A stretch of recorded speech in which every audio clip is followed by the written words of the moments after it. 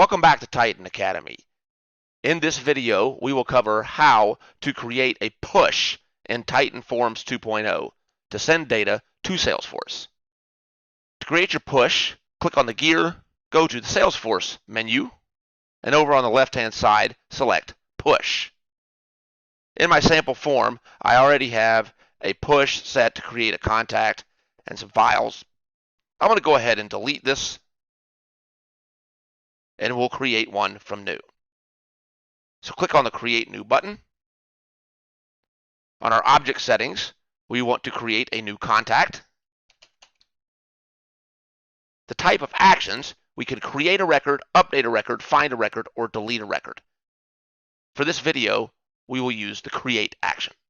Bulk mode could come into play when you are seeking to create, update, or delete multiple records. That doesn't apply here, so we will leave that unchecked. In the mapping section, what we want to do is map fields from our form to fields in Salesforce so that the input on the elements in our form goes to the field in Salesforce when we create the new record.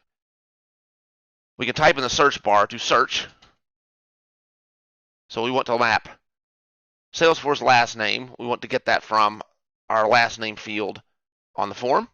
First name, same thing. We will get that from our first name field. We also have some phone fields, so I'll type in phone and filter. We have a mobile phone and a home phone on our form. So we will map both of those. And finally, we have an email field. So we want to map Salesforce email field, give that the value from the email field on our Titan form. You can filter the fields by typing in the search elements box or by clicking on the apply filter, mapped or unmapped or all. We'll take a look at what we've mapped. And you see what we've done here. We've mapped the last name input on our form to last name in Salesforce, first name to first name, and so on. On the Messages tab, you can elect to show error messages to users. This is off by default. You can also disable the form while saving. That's on by default, and you can put a custom message to display to the user while the data is being saved. Turn that off if you don't want the form disabled. We'll leave it on. The run criteria, empty by default. You can set criteria under which you want this push to run if you only want it to run at restricted times. For example, only run if the email field is equal to joe@gmail.com. That's not something we would actually do, but that is how the run criteria works. On the Advanced tab, there are quite a few options that we will go over in other videos. We'll leave these blank for now.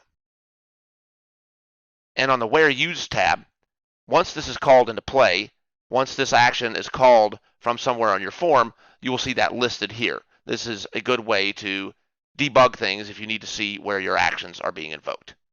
Let's go ahead and click Apply. Save my project. And now we will need to call that action from somewhere. Let's do it from behind this Create button. From the button, click on this link to open up the action flow.